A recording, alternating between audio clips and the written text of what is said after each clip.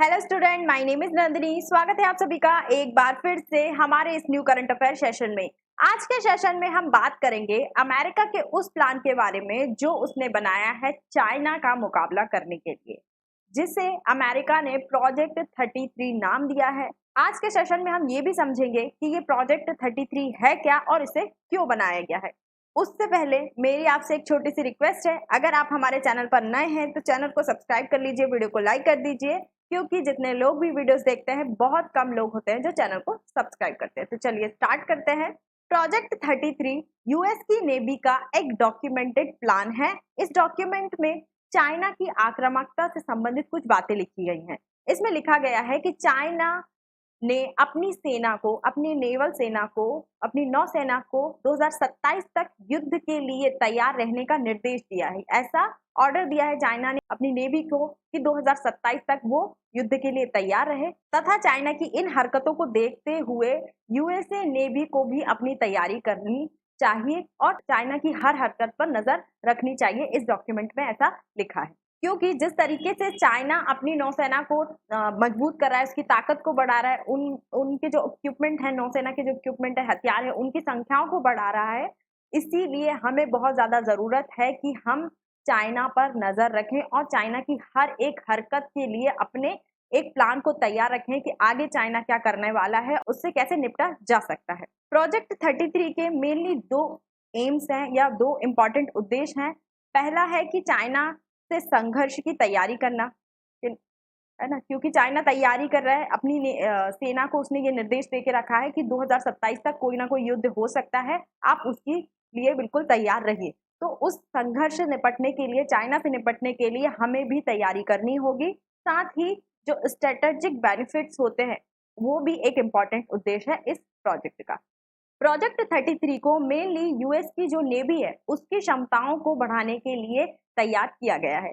इस प्रोजेक्ट 33 में नेविगेशन की जो योजना है वो भी शामिल है और युद्ध में कैसी कैसी स्थितियां उत्पन्न हो सकती हैं, परिदृश्य हो सकते हैं, मतलब कि कैसी कैसी स्थितियां आ सकती है, उस हिसाब से नौसेना की एप्लीकेशंस को तैयार करना और स्वायत्त क्षमताओं को इंटीग्रेट करना, मतलब कि रोबोटिक और जो ऑटोमेशन होता है कि ऑटोमेटिकली किस प्रकार से किस इक्विपमेंट को चलाया जा सकता है, उन सभी क्षमताओं को नौसेना में ऐड करना, इंटीग्रेट करना। साथ ही जो जहाज, पनडुब्बी और विमान, इनके रखरखाव के लिए ऐसी प्रणालियों, ऐसी प्रोसेस को डेवलप करना जिससे रोबोट की सहायता से इनको सुरक्षा प्रदान की जा सके, इनकी देखभाल की जा सके। ये सारी चीजें की जाएंगी प्रोजेक्ट 33 के द्वारा।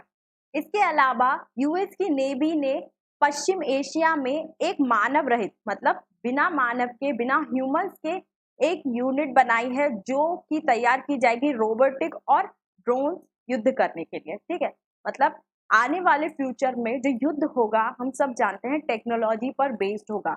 जैसे आपने बहुत सारी ऐसी कहानियां सुनी होंगी या पढ़ी होंगी जिसमें राजा महाराजा अगर आपस में युद्ध करते थे तो उस टाइम पे वो तलवार, भाले, ढाल ऐसी चीजों का उपयोग करते थे। लेकिन जैसे जैसे समय में परिवर्तन आया, बंदूक और बारूद का उपयोग युद्ध में किया जाने लगा।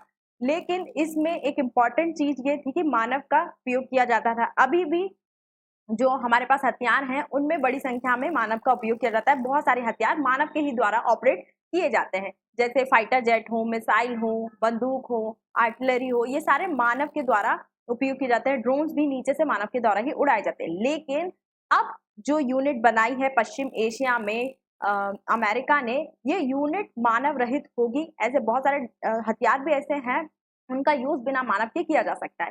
तो ऐसी ही एक और यूनिट डेवलप करने की तैयारी में है अमेरिका, क्योंकि अगर भविष्य में कभी युद्ध होगा तो वो टेक्नोलॉजी पर बेस्ड होगा और उस युद्ध को बिना मानव के मशीनों के द्वारा लड़ा जाएगा। तो उसकी ही तैयारी अमेरिका कर रहा है। लेकिन इस प्रोजेक्ट 33 को तैयार करने का जो बेस बनाया है, मतलब कि अमेरिका ने इस प्रोजेक्ट 33 को ये बोलकर इसका खुलासा किया है कि चाइना जो है वो ताइवान पर बहुत ज्यादा हमलावर हो रहा है। सब जानते हैं कि जो चाइना है वो ताइवान को अपना हिस्सा मानता है। वो बोलता है कि जो ताइवान है वो उसी का क्षेत्र है, एक अलग देश के रूप में उसे रिकॉग्नाइज नहीं करता है। लेकिन वहीं अगर चाइना और ताइवान के बीच में कोई भी संघर्ष होता है, किसी भी प्रकार की बात आती है, तो अमेरिका बीच में आकर खड़ा हो जाता है और ताइवान की ओर से चाइना को जवाब देने के लिए वो अपनी आर्मी या फिर नेवी को भी भेजने की बात करता है। लेकिन अब क्वेश्चन ये उठता है कि क्या ताइवान को चाइना से सुरक्षित रखने के लिए ही बस प्रोजेक्ट 33 लॉन्च किया गया है? इसके पीछे अमेरिका का कोई और उद्देश्य नहीं है क्या? जो कि इस प्रोजेक्ट में कहा गया है कि चाइना जो है वो ताइवान पर बहुत ज्यादा हमलावर है, इसलिए ये प्रोजेक्ट 33 लॉन्च किया गया है। लेकिन अगर हम बात करें, जो चाइना है उसने अपनी आर्मी को बहुत ज्यादा विकसित कर लिया है और भी ज्यादा विकसित करता जा रहा है। अगर हम बात करें अमेरिका, मतलब कंपैरिजन करें यूएसए और चाइना की आर्मी के बारे में, तो चाइना जो है वो नंबर्स में आगे है। चाइना के पास बहुत ज्यादा मात्रा में जहाज हैं, जो कि एक रिपोर्ट के मुताबिक पता चलता है। पेंटागन की एक रिपोर्ट है जिसमें ये बताया गया है कि जो यूएस नेवी है वो पीछे रह गई है चाइना से, किसमें? नंबर ऑफ शिप्स के मामले में, है ना। मतलब कि जो पोर्ट्स होते हैं, जो शिप्स होते हैं, जो समुद्र में यूज करने वाली चीजें होती हैं, वो चाइना के पास यूएसए से ज्यादा है, भले ही यूएस की आर्मी चाइना से ज्यादा ताकत। अगर हम मोस्ट पावरफुल नेवी की बात करें तो ऑब्वियसली वो यूएस की नेवी है, लेकिन अगर नंबर्स में बात करें तो चाइना के पास सबसे ज्यादा जहाज, बहुत सारे पोर्ट्स हैं। अक्टूबर 2023 में ये रिपोर्ट आई थी, उसमें ये कहा गया था कि चाइना ने इस मामले में यूएसए को पीछे छोड़ दिया है। तो हम ऐसा कह सकते हैं कि भले ही ताकत में यूएसए की आर्मी ज्यादा पावरफुल है, लेकिन अगर हम आकार में बात करें तो चाइना नेवी है वो ज्यादा बड़ी है। क्यों बड़ी है? क्योंकि जो चाइना है बहुत तेजी से अपने जहाज, शिपयार्ड्स, जो पोर्ट्स हैं उनका डेवलपमेंट कर रहा है। इंडो पैसिफिक रीजन में या फिर दक्षिण चीन सागर है उसको भी चाइना अपने कब्जे में करना चाहता है, उस पर भी अपना दावा करता है। तो वहां पर भी अपनी ऐसी सैन्य गतिविधि, नौसैनिक गतिविधि चाइना की बढ़ती जा रही है। और आने वाले समय में जिस देश की नेवी सबसे ज्यादा पावरफुल होगी उसी का राज होगा समुद्र पर। और समुद्र वैसे भी बहुत सारे रिसोर्सेज का एक भंडार है, एक स्टोरेज है, बहुत ही अच्छा एक साधन है।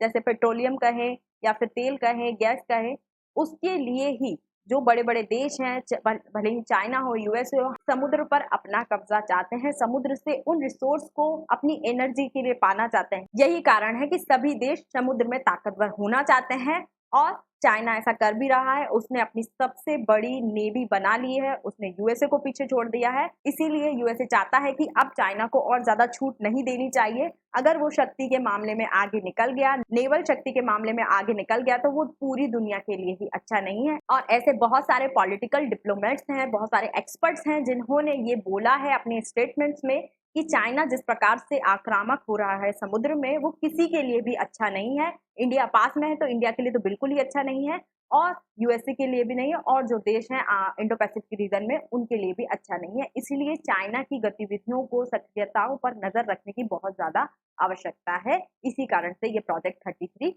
अमेरिका ने लॉन्च किया है या अनाउंस किया है। ठीक है, तो आज के सेशन में इतना ही। आई होप आपको ये वीडियो अच्छी लगी होगी। वीडियो अच्छी लगी है तो चैनल को सब्सक्राइब कर दीजिए, वीडियो को लाइक कर दीजिए, और अधिक जानकारी के लिए आप हमारे टेलीग्राम ग्रुप या व्हाट्सएप ग्रुप से जुड़ सकते हैं। और हमें कमेंट में लिखकर जरूर बताइए कि आपको ये वीडियो कैसी लगी, और कोई क्वेश्चन है तो आप कमेंट में लिखकर हमसे पूछ सकते हैं। Thank you.